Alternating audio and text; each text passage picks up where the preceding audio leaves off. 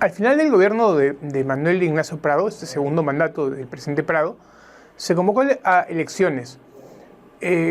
Los principales candidatos en esas elecciones eran el general Lodería, antiguo presidente, dictador del Perú, Haya de la Torre, su tradicional rival político, con ahora un APRA ya legalizado, y un nuevo candidato, Fernando Belaúnde Terry, ¿no?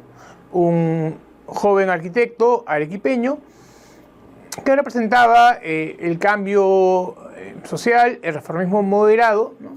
De corte un tanto tecnocrático, ¿no? En estos nuevos aires políticos que se respiraban en el Perú. Esas elecciones fueron muy interesantes porque fueron muy reñidas. Cada uno de los candidatos obtuvo en torno a un 25% de la votación. No hubo un ganador claro.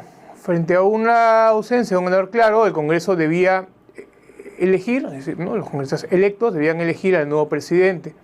Las bancadas oderista y aprista se pusieron de acuerdo para elegir al general Lodería. Era imposible elegir a Haya de la Torre, el candidato más votado por una mínima diferencia, debido a la posición de las Fuerzas Armadas a que Haya ocupara la presidencia, ¿no? Es decir, hubo un contubernio entre APRA y su tradicional enemigo, opositor totalmente opuesto, ¿no?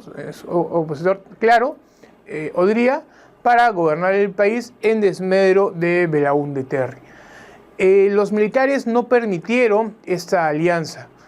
Una semana antes de que feneciera el gobierno de Prado Ugarteche, dieron un golpe de Estado, formando una junta de gobierno dirigida por los generales Lindley y Pérez Godoy.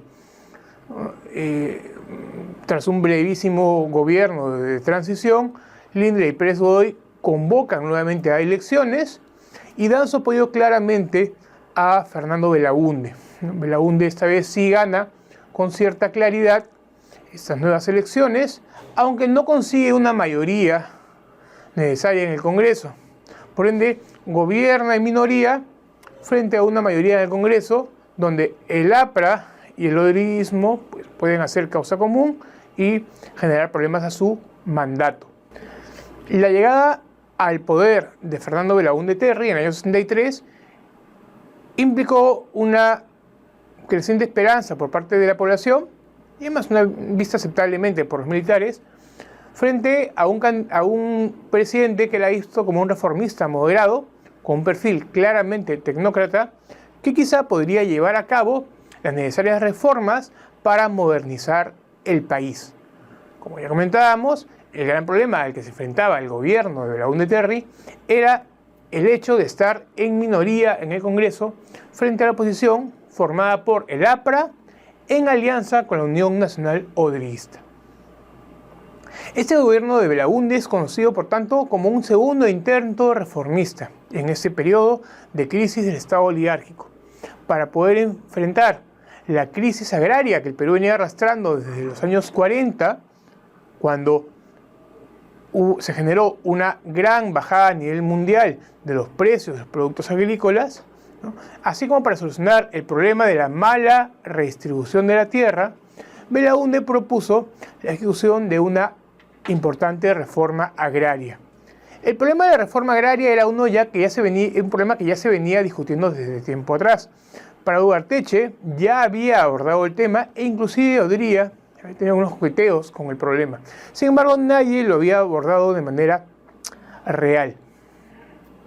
La reforma agraria consistía en la redistribución de las tierras cultivables que estaban mayoritariamente en manos de las élites agroexportadoras y de los gamonales de la sierra, de manera que pudieran acceder a ella en mejores condiciones tanto las comunidades campesinas que habían visto mermadas sus tierras en favor de estos grandes hacendados, como por parte de muchos campesinos sin tierra que mal vivían en los Andes y en muchos casos llegaban a las ciudades en busca de mejores condiciones de vida. La propuesta, sin embargo, no fue bien recibida en el Congreso, dominado por el APRA y la Unión Nacional Odrista. La ley, por ende, no encontró salida por los obstáculos presentados por la oposición. Solo una muy pequeña reforma agraria fue llevada a cabo por Belaúnde Terry. Belaúnde era muy consciente de la gravedad de estos problemas. dado que a lo largo de la década de 1950 viajó por todo el sur andino empapándose con el problema del agro peruano y a raíz de esta experiencia moldeó su plan de reformas.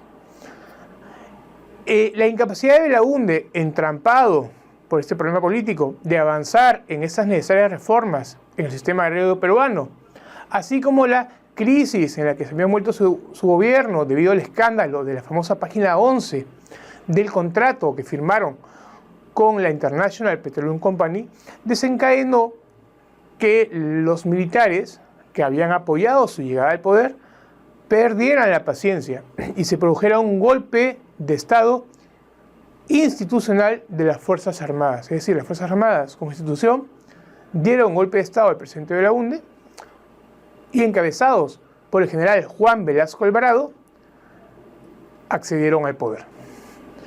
Gracias.